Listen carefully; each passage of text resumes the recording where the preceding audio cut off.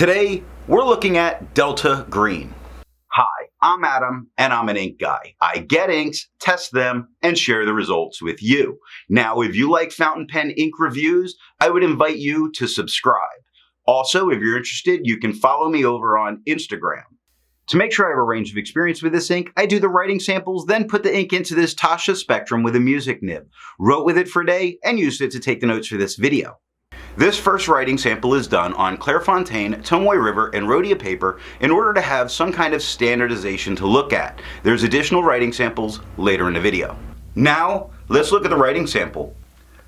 I picked this ink up in sample form, and to make sure I keep my writing samples consistent, I use a Jinhao 159 with a Goulet 1.1 stub, a Jinhao X450 with a Goulet medium, and a Jinhao X750 with a Goulet extra fine. Let's take a look at the Clairefontaine. We get no bleeding, no ghosting.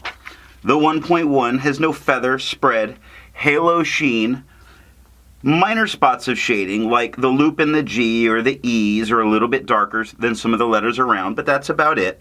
The extra fine is a little bit lighter than what we get with the stub. The extra fine has no feather, spread, halo sheen. It does offer quite a few spots of shading, like the bottom of the Q in quick is much darker, the K is much darker. The BR is much darker than the WN, so there is quite a bit of shading throughout the writing.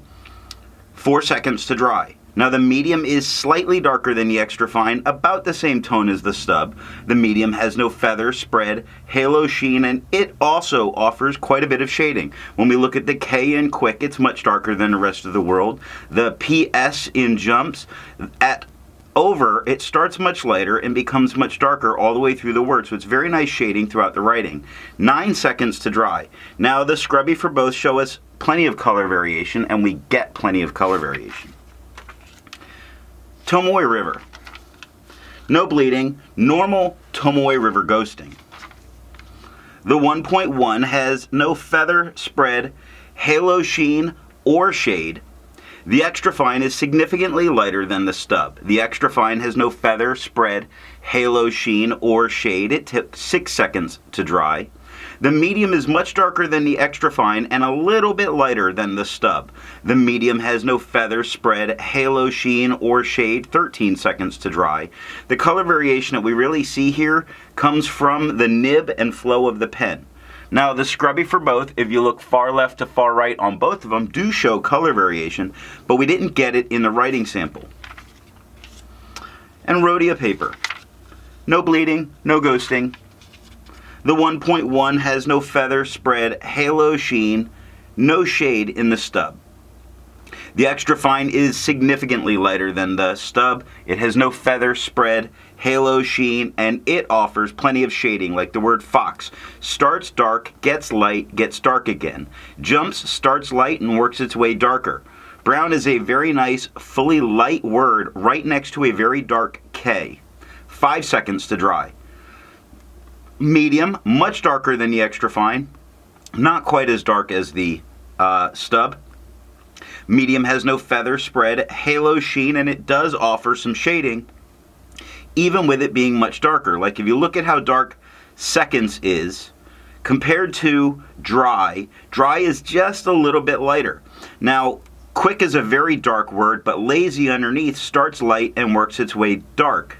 So there is shading that's available in a medium, it's just not as pronounced. The scrubby for both show us color variation. However, we saw much less color variation in the writing of the medium than we see in the scrubby. I agree with Vita that I've learned a lot by doing multiple chromatographies. The one on the left is done the way it's supposed to be done. I put a line of ink down and immediately put it into water for 10 to 15 seconds. And what we see is a very, very light green working its way up, and it gets darker as it gets up and the ink slows down, and we see this very nice vivid blue across the top. Now that mix is what gives us some of the color variation that we do get to see.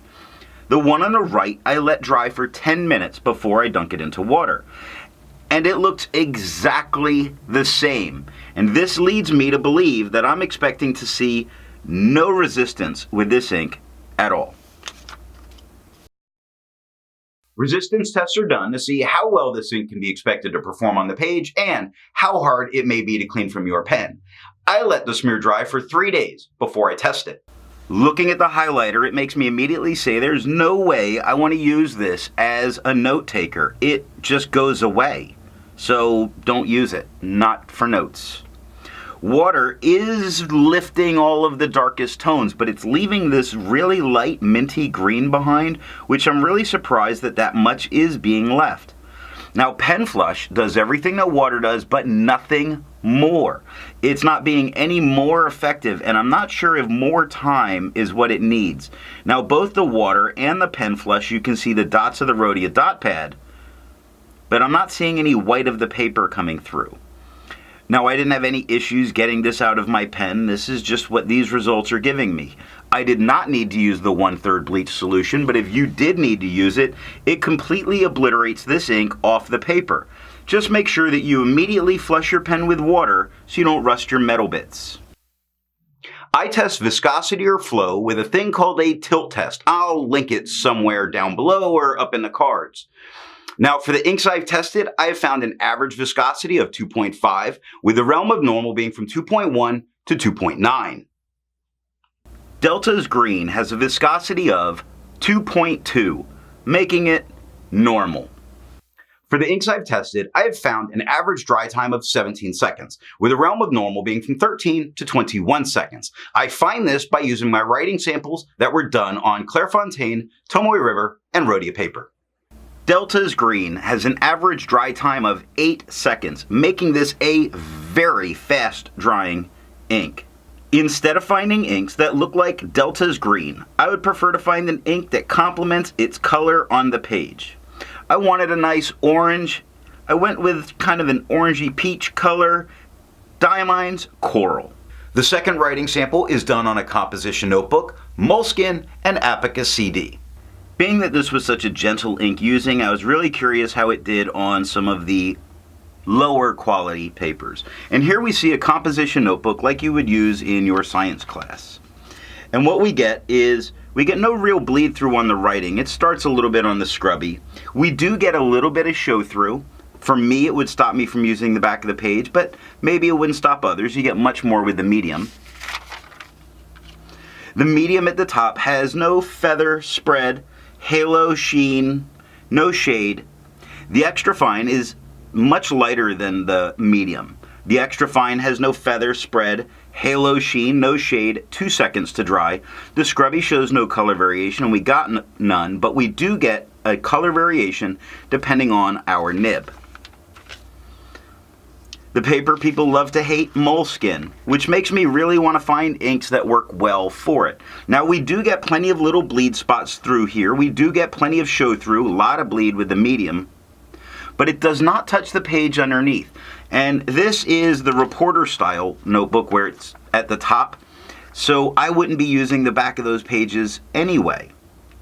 Now, the medium at the top has no feather, no spread, no halo sheen, no shade.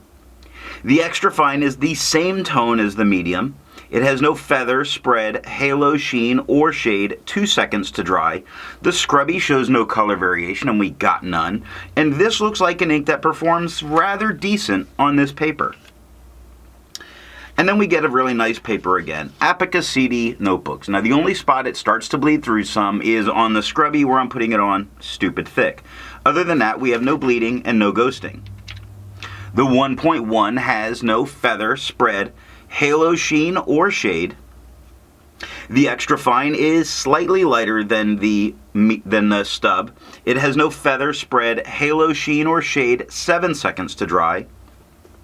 The medium is about the same tone that we got with the stub, so just a little bit darker than the extra fine.